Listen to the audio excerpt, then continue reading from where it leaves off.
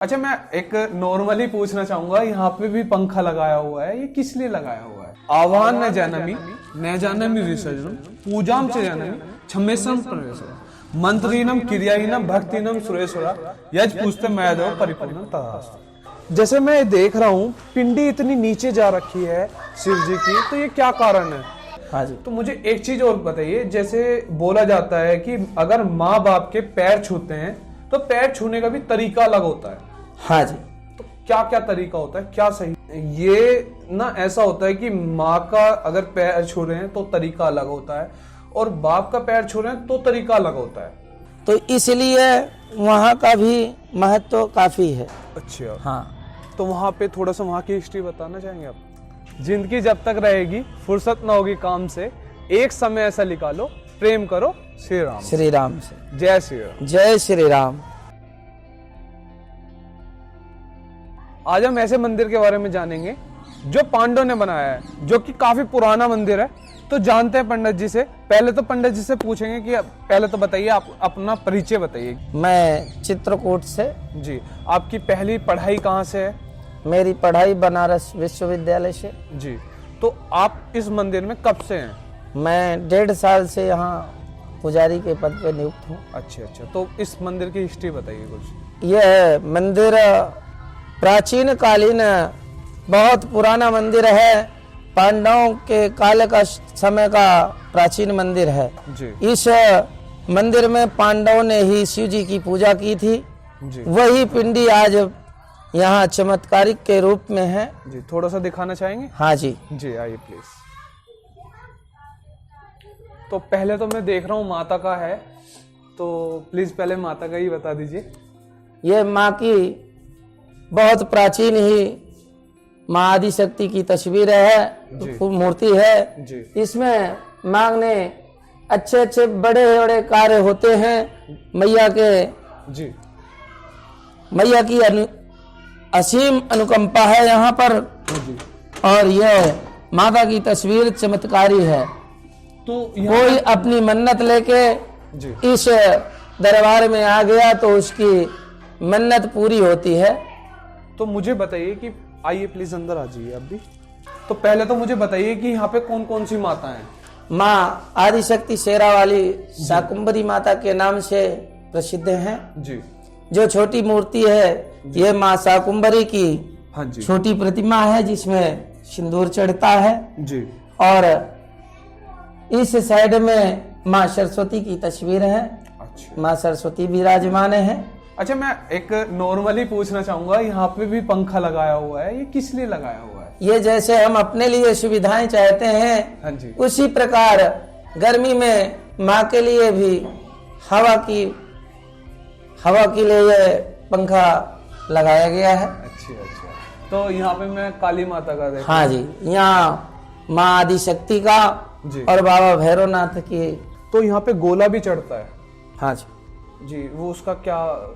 जिसकी मनोकामना पूर्ण होती है अच्छा। या अर्जी लगाते हैं, अच्छा वो गोले चढ़ा के जाते हैं। अच्छा। जैसे मैं देख रहा हूँ पिंडी इतनी नीचे जा रखी है शिव जी की, तो ये क्या कारण है? यह पिंडी पांडवों के जमाने की है। जी। इसको हमने उभारने के लिए कुछ प्रयास किए, लेकिन ये और नीचे को ही चली गई। इनका कोई जी सीमा नहीं प्राप्त हुई हमें। अच्छा। ये और नीचे को ही चली गई हैं। अच्छा। लगभग 1.5 फीट ये और नीचे को गई। जी। तो पहले मुझे एक चीज और बताइए कि जैसे ये मैं कलश देख रहा हूँ, कलश से यहाँ पे पानी प्रभावित हो रहा है और ये कंटिन्यू रहता है, तो इसका क्या कारण होता है, किस लिए होता है? ये भोलेनाथ जी को विष कंठ में विराजता है उनके। हाँ जी। तो इसलिए उनकी शीतलता के लिए यह जल परमानेंट चलता रहता है। परमानेंट चलता हाँ है। जी। अच्छा, आइए प्लीज। यहाँ पे बराबर में क्या है? यह प्रभु श्री रामचंद्र जी का दरबार है। अच्छा। माँ सीता और लक्ष्मण जी के साथ ये श्री रामचंद्र भगवान की तस्वीर है, पुरुषोत्तम राम जी की। जी। ये पांडवों के ही जमाने से पहले यहाँ छोटी छोटी प्रतिमाएं थी भगवान की। जी। उसकी जगह पे हमने भगवान की प्रतिमा बड़ी करवाई। हाँ जी। ये भी उसी पांडवों के ही जमाने की हैं। अच्छा। यहाँ जब पांडवों ने लाक्षागृह से अपना निकल करके आए थे, उस समय भगवान शिव की यहाँ आराधना किया था और भगवान राम का को अनुयायी माने करके यहाँ पूजा अर्चना की थी। ये वही प्राचीन कालीन मंदिर है जी। तो जैसे मैं शिवलिंग देख रहा हूँ यहाँ पे भी, तो ये आपने स्थापित कराई है या फिर ये पहले से ही है? ये तो नई हुई है। ये कोई पहले एक महात्मा रहते थे इस स्थान में, क्योंकि ये छोटा सा भवन था कि केवल एक ही आदमी अंदर प्रवेश कर सकता था जी। यहाँ तो ये पिंडी पहले से ही उन महात्माओं ने स्थापित की थी। अच्छा, यानी ये मतलब वो वाली तो हो गई हमारी वैसी। हाँ जी। और ये अपने आप कराई हुई है हमने। हाँ जी। अच्छा अच्छा। तो गुरुजी मैं एक ना, मुझे एक चीज बताइए, मैं वीडियो के साथ मतलब जैसे मैं आपका देख रहा हूँ ज्ञान। हाँ जी। तो मुझे एक चीज और बताइए, जैसे बोला जाता है कि अगर माँ बाप के पैर छूते हैं तो पैर छूने का भी तरीका अलग होता है। हाँ जी। तो क्या क्या तरीका होता है, क्या सही तरीका? पैरों को स्पर्श करना चाहिए तो हमेशा दोनों पैरों के अंगूठों से स्पर्श करके माथे पे लगाना चाहिए, क्योंकि हमारे शरीर की जो ज्ञानेंद्रियां हैं वो हमारे पैर के अंगूठे से और मस्तिष्क तक एकाग्र है। इसलिए पैरों को जब छूना चाहिए तो हमेशा पैरों के अंगूठों को छूना चाहिए, क्योंकि हमारे ज्ञानेंद्रियों का संपर्क है अंगूठों से। और ये ना ऐसा होता है कि माँ का अगर पैर छू रहे हैं तो तरीका अलग होता है और बाप का पैर छू रहे हैं तो तरीका अलग होता है। देखो, माता पिता गुरु, प्रथम गुरु भी हैं, उनको गुरु के रूप में भी पूजते हैं। पिता को आप दंडवत, माता को आप दंडवत प्रणाम कर सकते हैं जी। और जो है इसके कई नियम है, कुछ अपने अपने लोकाचार के अनुसार भी नियम है, क्योंकि जो पूर्वजों से चला आ रहा है उसके अनुसार भी हमें लोकाचार के अनुसार भी चलना पड़ता है। गुरुजी मैं एक अब सिंपल सी बात पूछना चाहूंगा। हाँ। कि जैसे बाप बोला जाता है, जो बाप के तो अंगूठे छुए जाते हैं, माँ का सिर्फ इससे ऊपर ऊपर छुआ जाता है, तो क्यों ऐसा? नहीं, ऐसा कुछ परिवर्तन नहीं है विशेष, क्योंकि माँ को दंडवत हमेशा प्रणाम करना चाहिए, माँ के सामने दंडवत प्रणाम करना चाहिए पुत्र को। अच्छा। हाँ। तो यानी ये कुछ है नहीं ऐसा? ऐसा लेकिन बोला तो जाता है ऐसा ही। बोला जाता है, वो लोकाचार के अनुसार हो गया। आपको बताया पुराणों के अनुसार माँ को दंडवत ही प्रणाम करना चाहिए। अच्छा अच्छा। तो चलिए टॉपिक के वापस आते हैं। यहाँ पे बोला जाता है कि भीम का अखाड़ा भी था इधर। हाँ जी। तो भीम का अखाड़ा था, ये जो हमारे मंदिर के प्रांगण के बराबर में ही हॉल बना हुआ है, यहाँ पे अखाड़ा भी था भीम का जी। क्योंकि उन्होंने यहाँ कुश्ती किया था जी अखाड़े में जी। तो वो स्थान अब हॉल के रूप में कर दिया गया है। अच्छा क्योंकि उसमें कुछ दबंग लोगों ने कब्जा कर रखा था, अच्छा अच्छा। इसलिए उसको भवन के रूप में परिवर्तित कर दिया गया। तो गुरुजी एक मैं मंत्र, जैसे मैं अभी एक जगह मंदिर में गया तो वहां पे एक मंत्र यूज हुआ, आवाहन न जानमी न जानमी विसर्जनम पूजाम च जानमी छम्मेशम प्रवेशरा मंत्रीनम क्रियाहीनम भक्तिनम सुरेश्वरा यज पूछते मैं देव परिपूर्णम तथास्तु। तो ये आखिर में बोला गया था। हाँ जी। तो भगवान से क्षमा प्रार्थना में ये मंत्र जी बोला जाता है जी। कहा जाता है कि न मैं आवाहन जानता हूँ जी, न मैं क्रिया जानता हूँ न कर्म जानता हूँ। हाँ जी भाई। मैं तो जी अज्ञानी के रूप में हूँ, हाँ जी। इसलिए प्रभु मेरी विनती स्वीकार करें। अच्छा अच्छा। तो मुझे ये बताइए कि इसका बोलने का तरीका क्या है और किस तरीके से बोल सकते हैं और इसका शुद्धिकरण क्या है हिंदी में? भगवान के सामने जब हम पूजा कर लेते हैं जी, तो जैसे अब किसी को किसी कर्म करने का कोई नियम या कानून पता नहीं है, जी जी उसके लिए भगवान से क्षमा प्रार्थना के लिए ये मंत्र है जी आवाहनम न जानामि जी न जानामि विसर्जनम पूजा चैव न जानामि क्षम्यताम परमेश्वरा। जी। ना मैं कोई क्रिया जानता हूँ, न कोई कर्म जानता हूँ, न कोई नियम जानता हूँ, तो इसलिए हे प्रभु मैंने जो किया वो आप स्वीकार करें, कोई गलती हो तो उसे क्षमा करें। जी। इसका अर्थ यही है। अच्छा। तो जैसे मैं यहाँ पे राधा कृष्ण देख रहा हूँ, हाँ जी। तो इनकी स्थापना कैसे हुई और इनके पीछे का राज क्या है? यह भगवान ठाकुर जी की तस्वीर एक किसी की मनोकामना पूर्ण होने के उपलक्ष्य में हुई थी जी। और ये भी किसी श्रद्धालु ने ही लगवाई थी। अच्छा। और काफी प्राचीन ये भी है जी। 50 साल पुराना मंदिर है। ये भी ठाकुर जी की मूर्ति भी 50 साल पुरानी है। जी। इसका भी अभी हमें पूर्ण समय प्राप्त नहीं है कि कब से है, लेकिन है बहुत प्राचीन ये भी। अच्छा। तो इस मंदिर की स्थापना कहाँ पे है? ये कहाँ है मंदिर? यह है मेरठ जनपद के अंदर सरधना नामक तहसील है, कस्बा है जी। सरधने में ही भी स्थित है। हाँ जी। और सरधने का यह एक केंद्र बिंदु भी है। अच्छा। सबसे प्राचीन मंदिर है। हाँ जी। और इस मंदिर एक पर्यटक स्थल के रूप में भी इसकी गिनती है, क्योंकि रजिस्टर्ड है। जी। तो इसकी गिनती एक तीर्थ स्थल के स्वरूप में भी। अच्छा। तो मैं यहाँ पे जैसे मंदिर देख रहा था, यहाँ पे एक मंदिर हो रहा है देवी मंदिर के नाम से ही। हाँ जी। तो वहाँ की क्या विशेषता है? वहाँ से और यहाँ से कुछ अटैच है या फिर? वहाँ से देखो वो भी मैया